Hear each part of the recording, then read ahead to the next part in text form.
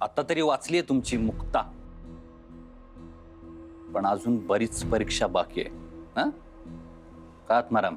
हे बघा, तुम्ही म्हणाल तसं करू, पण आमची मुक्ता फक्त आम्हाला परत द्या बस. झालं का तुमचं समाधान? का तिला पाहायला जायचंय गावी? आता राव दादांवर संशय घेणं तुम्ही कधी बंद करणार आहे कुणास ठाऊक. अशाने ना चांगल्या माणसाचा हुरूप निघून जातो. आणि आता माधवी, काहीच केलं ना मी तरी तिचा माझ्यावर विश्वास कधीच बसणार नाही. शेवटी सावत्र मुलगा आहे ना मी तिचा, सावत्र. म्हणजे मी बदललोय पण ती बदलायला तयार नाहीये. किंवा कदाचित असं असेल की मी बदललेलं तिला आवडलं नसेल. मला एक सांग आई, पुन्हा मी पूर्वीसारखा वागायला हवाय का तुला? आपल्या घरामधलं वातावरण पूर्वीसारखं तणावपूर्ण असायला हवंय का? सांग मला. परत तीच सगळी भांडणं, तीच किचकिच, असं सगळं हवंय का तुला? मी पूर्वीसारख्या घरामध्ये शिस्तीसाठी सर्वांच्या वरती निर्बंध घालायला हवेत का? पूर्वीसारखं वागायला हवंय का मी? ठीक आहे, मी पुन्हा एकदा पूर्वीसारखं वागायचा प्रयत्न करेन.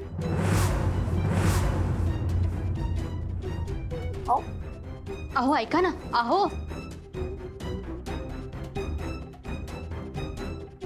सासूबाई, आता नका ना संशय घेऊ तुम्ही. सगळं नीट होतंय की नाही? मुक्ता आणि सारंगचं लग्न सुद्धा होईल काही वेळात.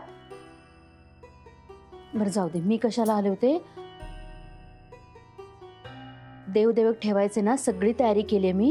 एकदा जरा नजरेखालनं घालता का? म्हणजे काही चूक नको व्हायला माझ्याकडनं. या आणि नका टेन्शन घेऊ, सगळं नीट झालंय ना. ही म्हातारी आहे ना, ही लग्न लागेपर्यंत मला असंच टेन्शन देत राहणार.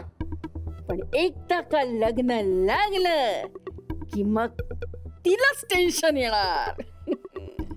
मग पश्चिल बोंबलत. मी म्हणत होते ना. माधवी, काय माधवी, बरं झालं तू इथे भेटलीस नाही. अगं तुला शोधत होते मी केव्हापासून. हो का? काय झालं? अगं आता ना सारंगच्या मोबाईलवर एक कॉल आला होता. मी रिसीव्ह केला तो. मला वाटतं मुक्ताचा आवाज होता. नाही, मुक्ताच होती. काय? मला ऐकून गेली, कॉल कट केला. हो, असं काय करताय? पण तिला डांबून ठेवलंय ना, मग ती कसा काय फोन करेल? तेच तर कळत नाहीये. तिला डांबून ठेवलं मग. अरे बापरे, ती पळून गेली असेल तर? बापरे, मग तर आपली वाट लागली, आपला प्लॅन फेल गेला समजायचा. हो, काहीतरी बोलू नका, मला तर घाबरायला होतंय. नाही, तू घाबरू नको, मी घाबरते. नाही म्हणजे आपला हा गैरसमज असावा. पण मला खूप भीती वाटते. मी काय करू? हे बघा, तुम्ही एक काम करा ना, तुम्ही युवराजला नाही तर दत्ता भाऊंना फोन करा, म्हणजे आपल्या मनात शंका नाही राहणार.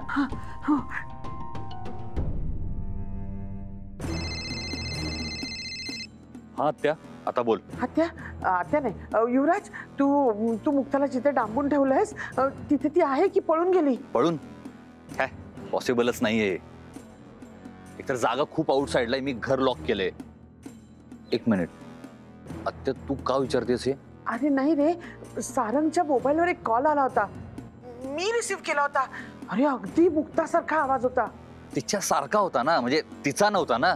अरे पण मला असं वाटतंय की तिचाच आवाज होता, कारण माझा आवाज ऐकल्यावर तिने कॉल कट केला. तू एक काम कर ना, प्लीज तिथे जा आणि तिथे जरा एकदा बघ ना जाऊन की आहे ना ती की पळून गेली.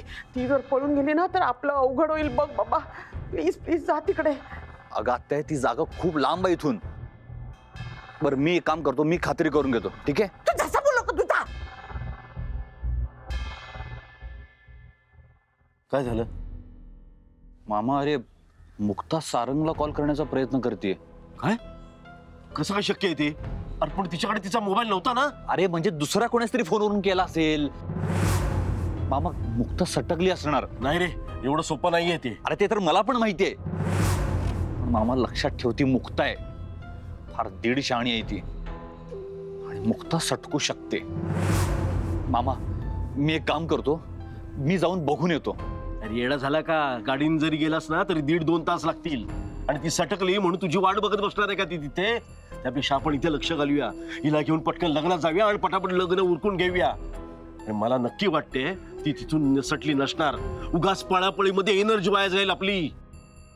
युवराज सेठ, युवराज सेठ, सॉरी नाही काय अंगभूत असलेल्या घाणेरड्या सवयीमुळे तुमचं बोलणं चोरून ऐकलं. आता मावा बोलणं ऐका, ताबडतोब आर्याला घेऊन इथून निघा. जास्त लावायला येळ तर होईन तुमचाच खेळ. हे बघ, तसंच करूया. तिच्या घरच्यांना ना ह्यातलं काही सांगू नको, कारण त्यांना घेऊन आपल्याला लग्नाला जायचंय. मुक्ताच्या जीवाची धमकी दे त्यांना, आणि त्यांना सांग तिथे गेल्यानंतर हसून खेळून राहा, नाहीतर तिचा मुर्दा पडू अशी त्यांना भीती घाल. ते सगळं माझ्यावर सोड. आर्याला तयार व्हायला सांगायला पाहिजे आता. ते सगळं होईन हो, पण मुक्ताकडे दुर्लक्ष व्हाया नको. म्हणजे आम्ही तिच्या मागे पळू, मग आर्याचं कधी बघू? तुम्ही काय अशा ती पळता? मी भैरूला लावतो ना तिच्या माग. ती पळाली जरी असली ना तरी आधी लपून ठेवलं होतं ना, त्याच्या आसपासच कुठेतरी असणार. भैरूकडे कुलूप देऊन पाठवतो, कुलूप, म्हणजे दिसली का परत डांबून ठेवण. मामा, ही आयडिया चांगली आहे. कांता शेट, पटकन त्या भैरूला बोलो. बोलवायला कशाला पाहिजे, इथंच आहे की. भैरू, कांता शेठ, आलो आलो. तुझ्याकडे मोठी जबाबदारी द्यायची. काय युवराज सेठ सांगतील तिथं जायचं आणि मुक्ताला शोधायचं. दिसली का धरायचं आणि डांबून ठेवायचं. मुक्ता लग्नाला पोचली नाही पाहिजे. पोचूच नाही देणार. विषय आहे का कांता शेठ? माझा जुना हिशोब बाकी आहे. हा, पर या कामाचा चांगले पैसे मिळायला पाहिजे. मिळणार, तुला मोठं बक्षीस मिळणार, पण काम नीट करायचं. लक्षात ठेव, तिला मांडवगावच्या आसपास शोधायचंय. निघ पटकन. निघालोच. भावा, डोळ्याची लय आग उरायली काय? नाही रे. अरे नाही काय, त्याशिवाय डोळ्यातून एवढं पाणी येतंय होय? आशानं ते अर्ध ब्लीच जाईल वाहून, आणि मग अर्ध्या चेहऱ्यावर असं तेज दिसल आणि अर्धा चेहरा एकदम नॉर्मल. कसं दिसन ते? कधी उघडणार डोळे? अरे घाई नको रे गुरु दादा, आत्ताच ठेवलंय ना. असे नाही, आपल्या नातेवाईकांचे डोळे कधी उघडणार ना हे विचारतोय. कोणीच तयार नाहीये माझ्या लग्नाला यायला. का? कारण मी एका गरीब घरातल्या मुलीशी लग्न करतोय म्हणून. अरे यार, माझ्या फॅमिलीला काही प्रॉब्लेम नाहीये, ह्यांना काय? आपल्या लाडक्या सारंगच्या प्रेमापुढे ह्यांना यांचा पैसा, श्रीमंती, प्रतिष्ठा हीच मोठी वाटते ना. म्हणजे भावा, आता डोळ्यात ते पाणी